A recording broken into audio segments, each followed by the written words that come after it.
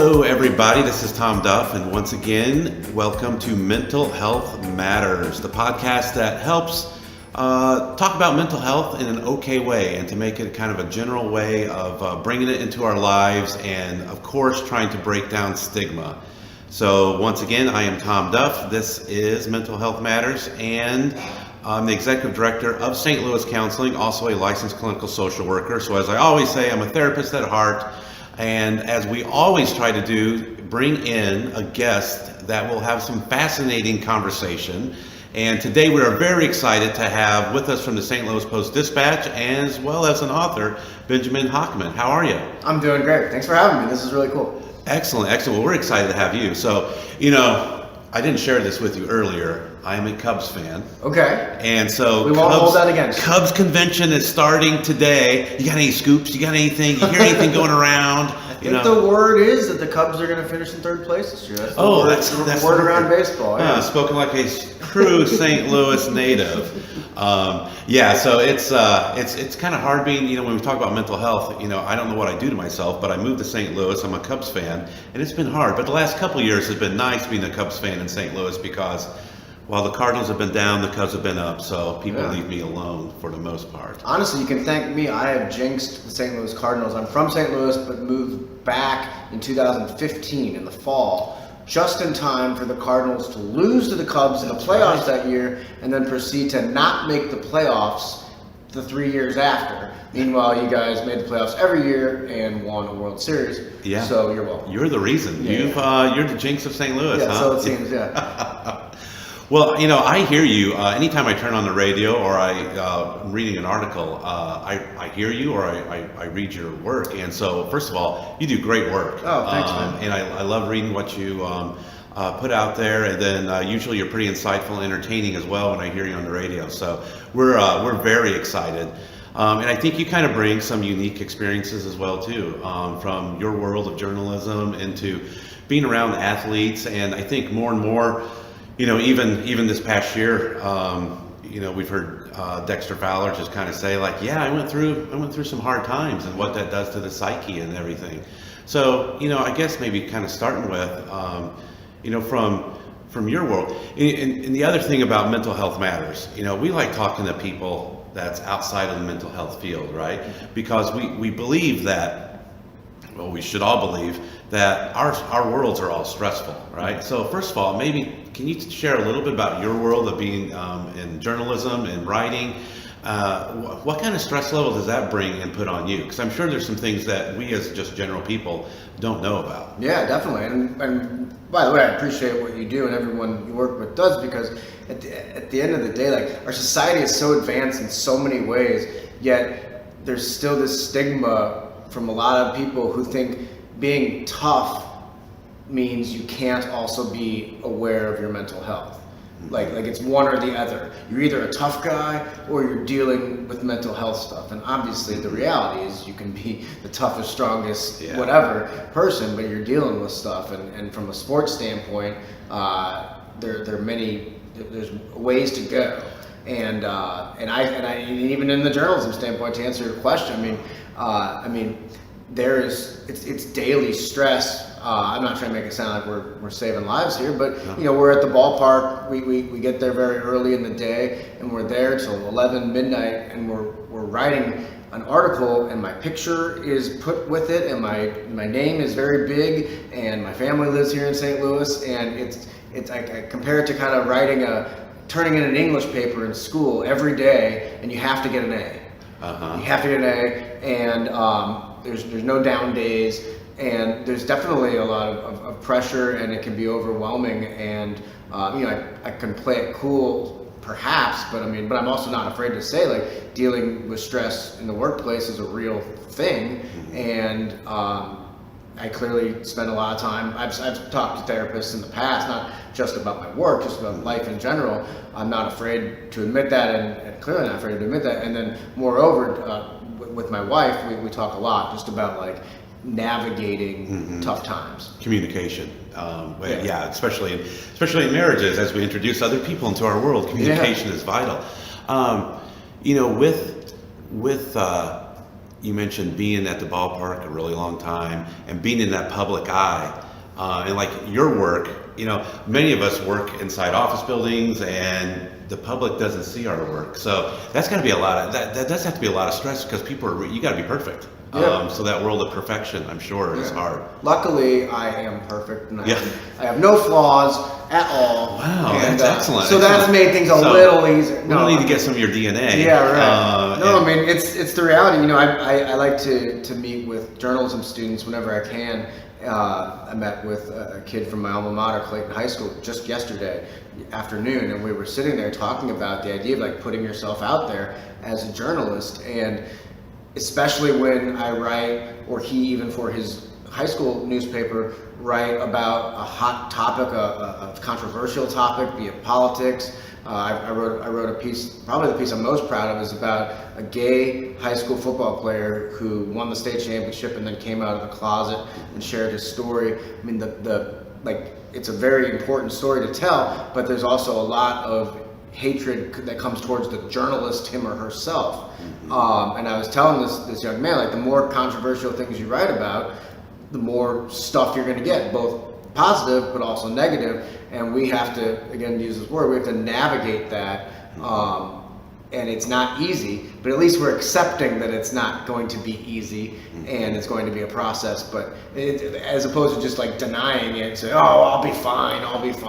Someone sends me an email that's really, really mean, like, oh, it won't affect me at all. We have to be real about it. Yeah. And honest about it. Yeah, and honest about that. And like you mentioned, not being afraid to put it out there. You've seen you've been to counseling, worked some things out here and there. So, stigma is pretty real in our society. I think it's better, but it's still there.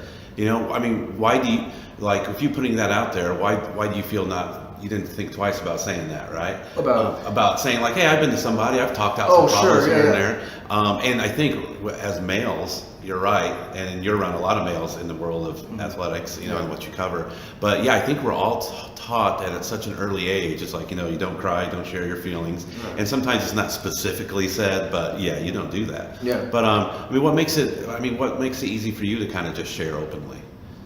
Oh wow, is that a thought-provoking question? It is, because I thought we were going to talk just about the people that aren't opening. Why is it so easy for me?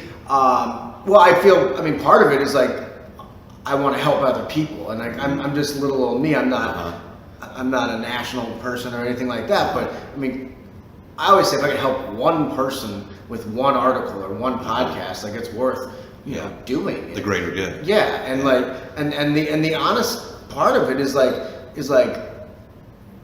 we deal with so much stuff on the outside, and if you can just focus on your own vacuum, it's like, how can I maximize my own happiness? I tell my wife, to use a sports reference, we talk about leading the league in smiles. And the reality is that sometimes when you're going through tough times, you need someone to help you through that, to get those smiles back. And I don't know, I guess that's an awesome phrase. Lead the league and smile. We might see that on the narrative of the podcast when we promote that. That's pretty cool. But I guess, like, if I can be, I guess what I'm trying to say, without tooting a horn, because again, it's just a little me, but if I can be unafraid to talk about mental health stuff, hopefully that will inspire at minimum one more person to not be afraid, because there's nothing to be afraid about. Like, at least coming out of my mouth, it sounds right. Like, if you break your arm, you need to get your arm fixed. If you've got something going on in your head, you've got to work that out too. And but why would you so easily? I guess your arm's in a lot of physical pain, but you wouldn't think twice. Of course, I'm going to go get my arm fixed. But then other people are like, oh, my head, I don't want people to go in there. Exactly. And maybe people, and honestly, there's reasons. Whether it's stigma from people on the outside, whether it's a family thing, whether maybe even if it's a religious thing, or just like the fear of what somebody might find in your brain. Yeah, I think that's a really good point, because I think a lot of people get to that point, well, I don't want someone, digging around in there, and then maybe there's something I'm not even aware of, and then now and I think that's a big part of that stigma as well too, or why people don't come to counseling. Right. But yeah, in the sports world, I think it spills out into other worlds too. Just like like you mentioned, like a lot of people raise their children to be tough in a certain way. The tougher, the better.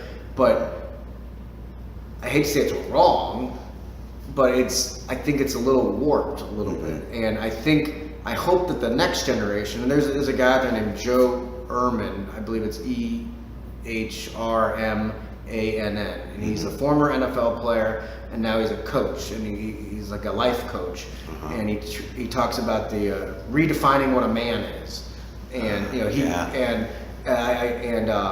obviously Google him. Great thinker, thinks outside the box, and the idea, of course, is like hopefully the next generations will realize that you can be super tough and strong out there on the football field, on the basketball court, on the soccer field, whatever it is, but also be super sensitive and aware of internal mental health issues. And some athletes are totally in control of that. Like it took a while. Like Kevin Love on the Cleveland Cavaliers, he talks about how he deals with panic attacks. And he's open about it. And oh, by the way, he makes I think his contract is $3 gazillion. He makes $3 gazillion. He makes all the money in the world, and he's won a championship, and he's playing very tough basketball in the low post in the NBA. But he's also just talking to people about mental health issues.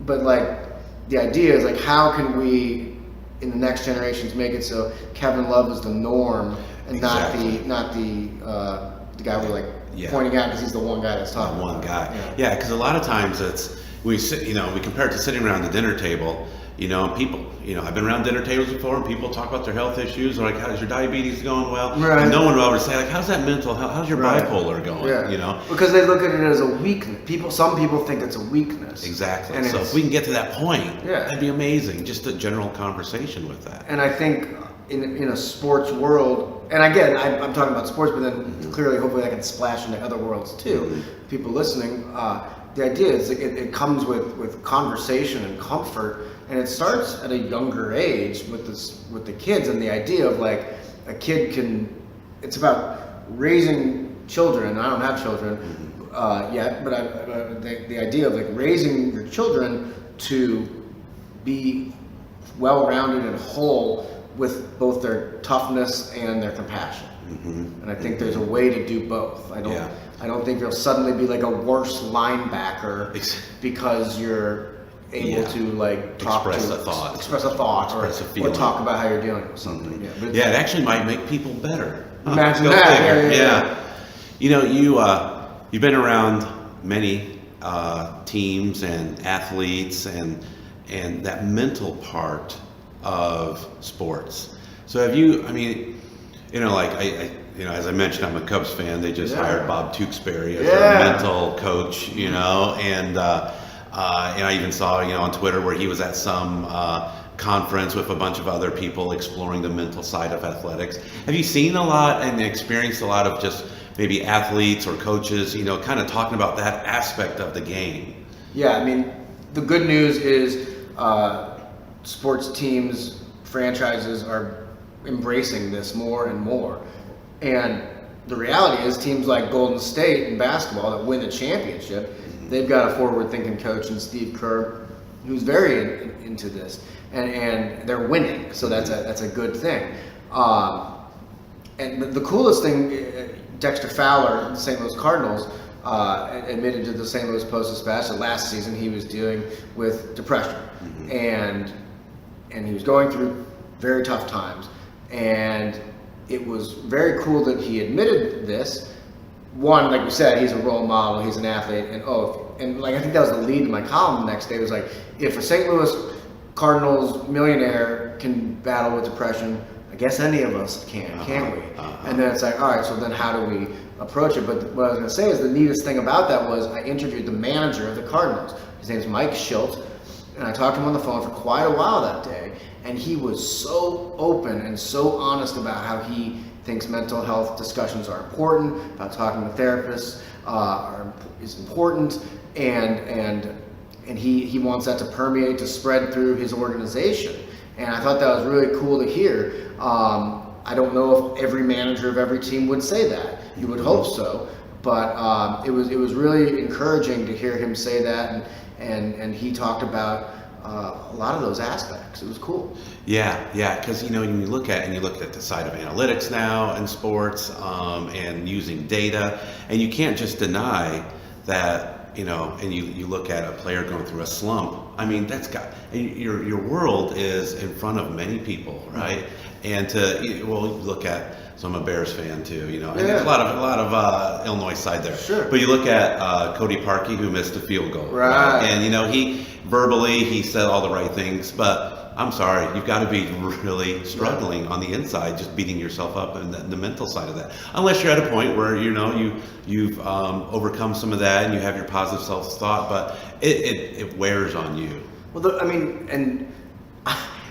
you're an expert, I'm not, so don't tell me if I'm wrong on this, but I would think that the reality is more people are dealing with mental health issues than aren't dealing with mental health issues. Boom. But I think that the majority of people are saying oh, look at him over there, he's going through that, or look at her over there, as opposed to being well, we're probably all going through something. And I even interviewed a guy for an article, for a column just the other day in the Post-Dispatch, and he was a basketball player, and his brother was murdered during a season, and clearly it affected him in the most terrible ways. He continued to play during the season, continued to live his life, and then later in life, he had a lot of problems in life, and he started working in the mental health field, and he said, only then, when I found out about clues, when I found out about pointing out different aspects of my behavior, of the way my mind was going, that's when I was able to realize, man, I was probably pretty dang depressed in those years afterwards. And then he said years. Now, it's not just a couple of days, oh, I'm down in the dumps. It's a thing that can overwhelm you. But he just didn't know. He was, a 22-year-old guy dealing with this tough stuff. He's I'll fight through it, whatever. Yeah. I bet, and he was talking about if he had access to someone to talk to, surely that would have helped them more during that process. Yeah, I think, when you look at people that come to counseling, a lot of times, and you kind of hit the nail on the head, one of the main things is they're looking for is to hear hey, you're not alone. Right. And if you think you are, you're sorely mistaken. So it depends on which stats you look at. 1 in 4, 1 in 5 people in America are dealing with a diagnosable mental health condition. And so I think of that as, okay, that's somebody who's probably already been to a counselor, and we know that diagnosis.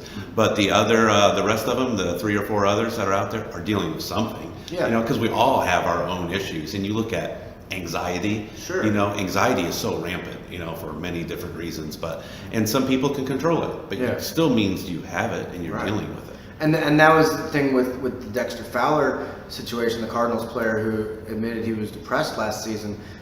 There was a lot of backlash in emails and tweets and texts and everything around St. Louis, and what I'm getting at is this: a lot of people were saying oh, you're just using that as an excuse since you were so crappy on the field.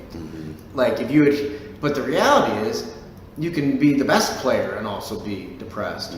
And people were saying you're what do you really mean? Were you depressed? Were you on medications? Were you talking to anybody? People were poking holes in this thing, and they were they're saying it, and it sounded smart the way they're poking these holes. But at the end of the day, I was look.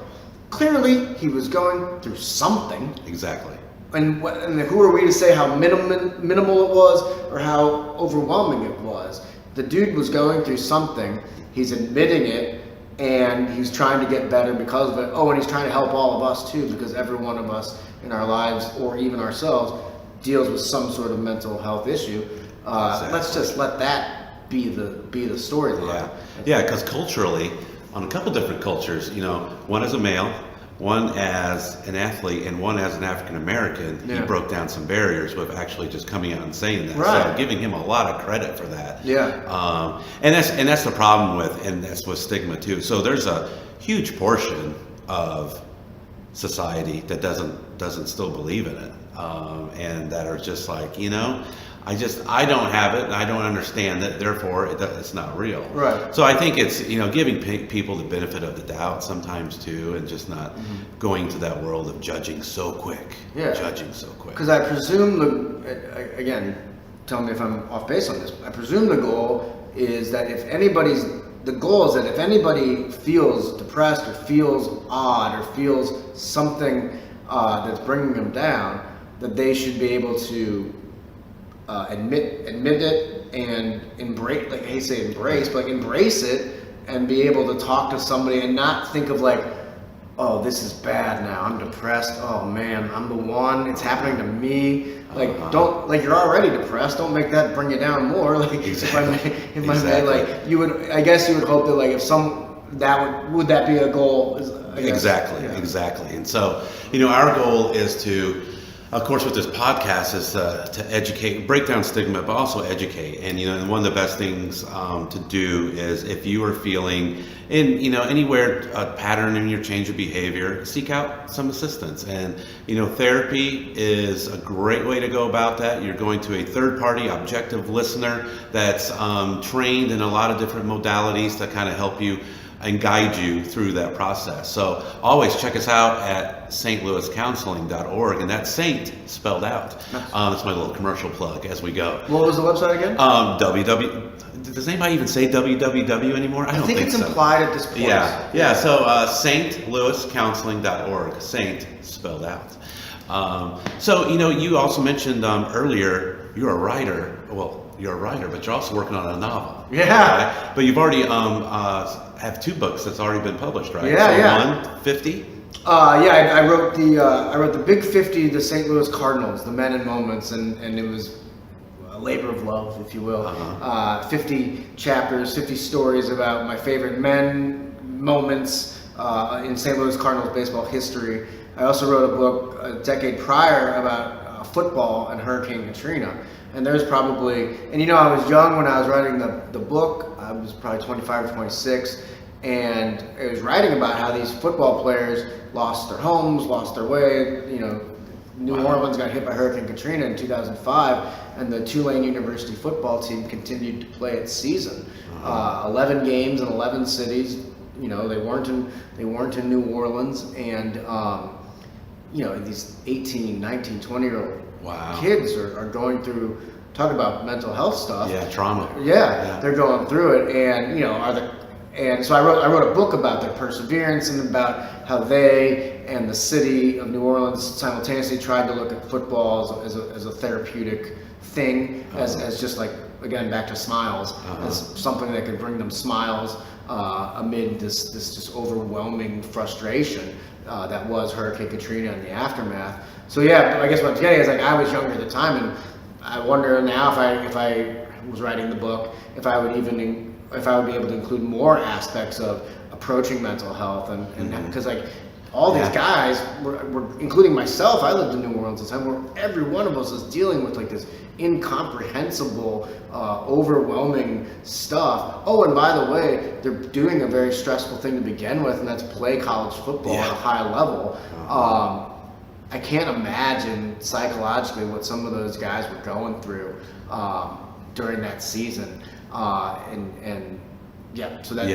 know families lost everything, and then you still got to go put your pads on, perform. Yeah. So that was definitely a rewarding story to share. A lot of perseverance in that book. And now I'm working. I mean, it's funny. I'm working on a young adult novel, but like I'm like so. Is it about vampires? It's about wizards. Good. It's wizards. Good. Yeah, wizards. Yeah. I have this bespectacled kid and his redhead friend, and they're just gonna go through some adventures. Everyone has a redhead friend. Yeah.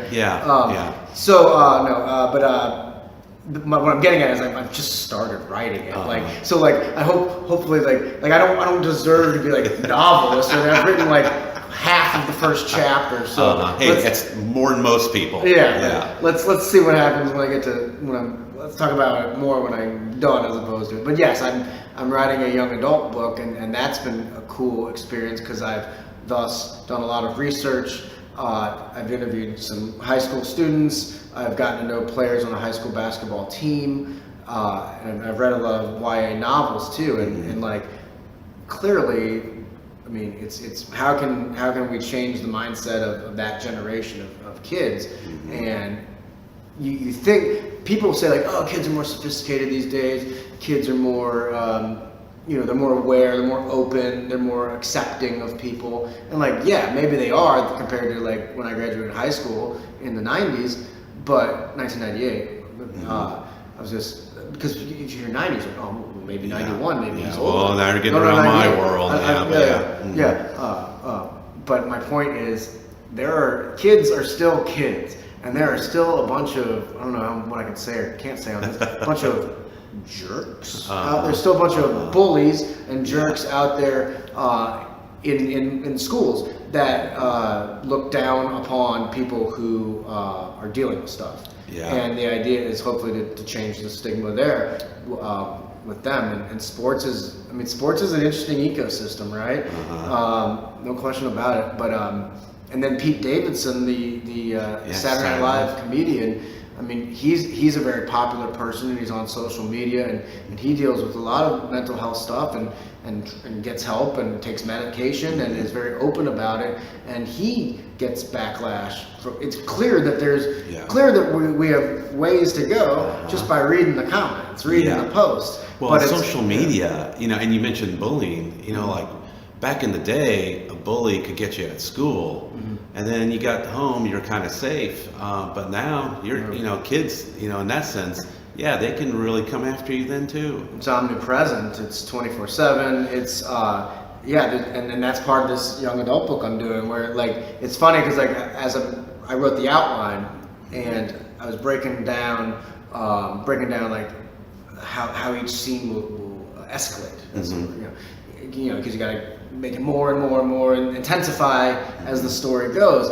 And early on I had like a fight happen, and then later on I was like, oh, maybe I guess I'll have another fight, And I'm like what? But then I was like, wait. If you're writing about 2019 high school kids, you don't need to have a physical fight every time. You could have somebody bully someone or do something, throw like a virtual punch, if you will, which happens all the time, and we see it with social media, and we hear these stories. And so I incorporated that into the storyline where, and the kids deal with it, and there's lessons to be learned.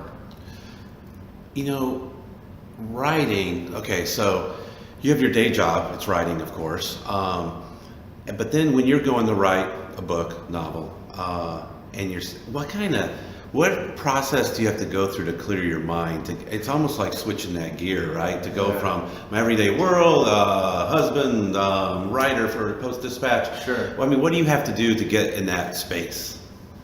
To get in that space, that's a great question. The reality is I have to turn off social media. I don't want to throw the word addiction out. I was about to say I'm addicted to Twitter. Yeah, keep talking. I'm taking notes. I don't know, but like clearly it is such a fallback, or such a, gosh, what's the word where you just like go to an almost like an autopilot, like, oh, I gotta check my phone. And what happens is you check Facebook, Instagram, emails, text. Facebook, Instagram, emails, text. Oh, I didn't even say Twitter. Yeah, you didn't say Twitter. Oh my gosh. Yeah. So Twitter, Facebook, Instagram. Twitter, Facebook, Instagram, and then I'll go through that cycle. It's like, and then if Twitter was the first one, I'm like, well, I haven't been on Twitter in 5 minutes, so I might have gotten a tweet while I was doing the Instagram, Facebook, emails, and text. So let me go check the Twitter again, and then this happens, and then it's 4 a.m. So so the idea for me, like, and I know the St. Louis author Jonathan, he's from St. Louis, Jonathan Franzen. When he wrote, I read a thing when he wrote one of his famous books. He had a computer that did not have access to the internet because he knew he would be. And so to answer your question, I need to, when I do this, and I need to do a better job at it, is just declutter myself from social media and just focus on the task at hand. And I will now think of you once we're done with this podcast, because the next thing I'm doing today is spending some time writing a book. And it's true. Like it's hard to declutter our minds. It's that, and we all have different things outside of our normal work, and unfortunately work nowadays takes a lot of our time. But it's like, yeah, we have to, declutter is a good word, and to be able to take the time away. And that's what we do a lot with people in counseling, and I myself, I have to switch gears even within my job. One minute it's marketing, the next minute it's looking at clinical outcomes, and it's putting all these different hats. And I think if we don't allow ourselves, because all of a sudden we become a jack of all trades, a master of none, so to speak, And so I think it is important. And I think, like you said, taking time away from social media is a good thing. Monitoring our kids' time on social media is important as well too, and what they're looking at, as well as who's talking to them as well. Highly important stuff. Yeah, no question about it. Yeah. Well, if you, I'm putting, it's your podcast here. I'm asking you a question. Like I said, I am a journalist. So like if you could change, I was gonna say change the world. If you could instill something in impressionable minds, young minds, about mental health awareness or whatever, like what idea or ideal would you want everyone to have? Man, thought-provoking question. I love it. Mental health does matter. I think relationships, to me, relationships are the key to everything in and out of our world. And so when it comes to relationships with ourselves is very important, and to take time to ourselves. And I think at kids today, makes me sound old. I'm in my 40s, even though I look like I was gonna 30s. say, I thought you were 26. Oh, that's cool, man. I still got the physique. Yeah. No, let's be honest. I think in today's world, our kids are plugged in so much, and there's research out there that says that too. But take time to yourself to allow your own thoughts and your creativity. Yeah. And because when we're surfing, and I do it just like you were saying. I check all my accounts and everything, and I'm looking at everybody else, and I'm looking at just lots of information. And so take time to yourself to be creative and actually schedule the time. Yeah. Because if you don't schedule the time, then you lose out on it. The comedian and actor Mike Birbiglia, he says, schedule a meeting with your mind. Yes. The idea of beautiful. Just like you have, today at 10:30 with Benjamin Hochman, why not at 11:30 your mind? Yeah. That's who you're meeting with. Yeah. Then it's easy for us to say, and then someone's like, well, why would you waste that hour? Exactly. or whatever it is. But I when you said what you said, it made me think of meeting with your mind. Yeah, and I think and I have to challenge myself on it, because if I don't make myself do it, then I don't. I was part of Leadership St. Louis, 2017 to 18. Okay. Yeah, and so it's a great program by Focus STL. And at the end of that, we had an ending retreat. So basically it was one Friday, Saturday a month that you scheduled away from work, and you were devoted on leadership and leadership issues within St. Louis. And so we were tackling stuff from racism to poverty to education to the arts. But the last retreat, they made us, as much as you were willing to, but they made us go 1 hour to a private, we're at this retreat place, 1 hour to yourself. Wow. No phone, no anything. So I said to myself, I'm going to do that. I'm going to give that to myself, because it was a remarkable experience. It was a whole year-long process. Sure. 9 months. And I loved it so much. That's cool. That's good to hear. Yeah. So I think about kids today. So going back to your question is, I think, relationships and relationships with yourself as well. Because it is the key to change. Yeah, I like that. Yeah. So we're here with Benjamin Hochman of the St. Louis Post-Dispatch, columnist, sports, and I could call you a guru. I mean, you know a lot of things. Maybe I'll call you a guru. A Renaissance man. I'll take a Renaissance man. Guru seems, if I may attach. I don't know. Don't sell yourself short. But we've had some interesting conversation today. We covered a lot of different topics. And I guess one last question for you is, if you could speak to the general public out here, and in regards to being a writer, a man, a person of society, a journalist, and when it comes to mental health awareness, what would be some advice you would give just for the greater good? We have just one life to live, so if you're feeling something, embrace it, talk to somebody about it. Don't push things to the side because it's probably only going to get worse. And don't be afraid to deal with tough stuff. Maybe someone in your past, maybe someone you respected or looked up to or related to, told you to not deal with emotions, depression, push that to the side, be tougher, fight through it. If you're listening to me now, you can still respect that human, but also say maybe he or she was a little off base with that, and I today need to embrace what I'm going through and talk to somebody, see if I need medication, not be afraid or embarrassed, because like we said earlier in the podcast, most people are going through something. You listening are not the outlier. You're not the one person out there. We're all going through something, and that's the reality of it. Awesome. So you are not alone in by any regard.